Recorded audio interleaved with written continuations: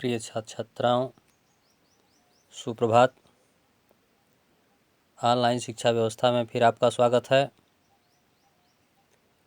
आइए देखते हैं गुण संधि।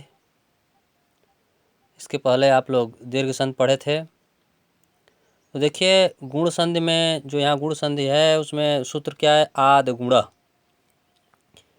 याद गुणा सूत्र है इसका, और इसका मतलब है कि यदि पहले अ या आ हो और इसके बाद ह्रस्व या दीर्घ ई उ री ली, ये जो एक प्रत्याहार का है, एक प्रत्याहार में ही बढ़ाते हैं ई उ री ली। अगर ये आवे तो दोनों के स्थान पर ए ओ अर अल हो जाता है। इसका मतलब यह है कि अगर पूर्व में अ आया हो या आ आया हो, उसके बाद अगर ई आता है तो ए हो जाता है, अगर ऊ आता है तो ओ हो जाता है, अगर री आता है तो अर हो जाता है, और री आता है तो अल हो जाता है। यानी क्रमशः होता है। ये क्रमशः, जैसे एक क्रम से दिया हुआ है उसी तरह ये भी क्रम से दिया हुआ है।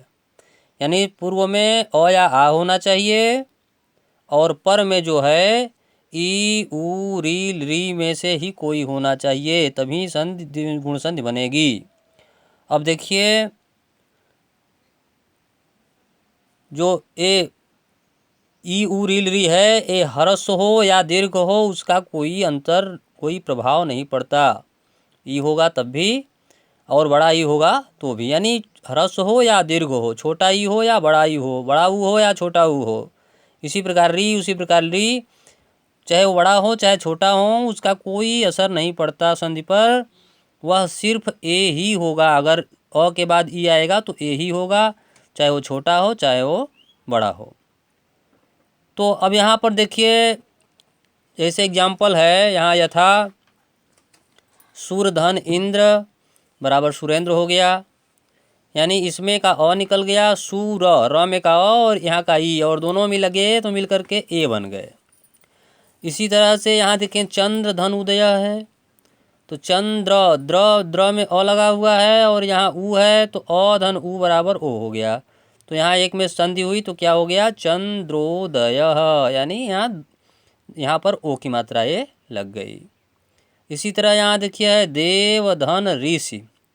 अब देव में व में अ लगा हुआ है और यहाँ पर री है, तो अ के बाद री आता है तो क्या हो जाता है? अर होता है, क्योंकि यहाँ लिखा हुआ है कि अ के बाद अ या आ के बाद अगर री आएगा तो यहाँ अर हो जाएगा। तो अब ये दोनों को जब हम मिलाए यानी संधि किए तो क्या हो गया? देवर्षि, यहाँ पर अर लग गया, देवर्षि। इसी तरह यहाँ पे है तव धन ऋकारः। तव व में देखिए व में क्या लगा हुआ है? व में अ लगा हुआ है, और फिर री में क्या लगा हुआ है? री है, ये है।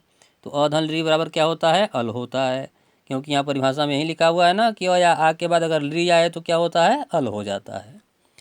तो अब ये दोनों को अगर हम मिलाते हैं, जब संधि करते हैं तब क्या होता है? तव धन लिकारः बराबर तवल कारः।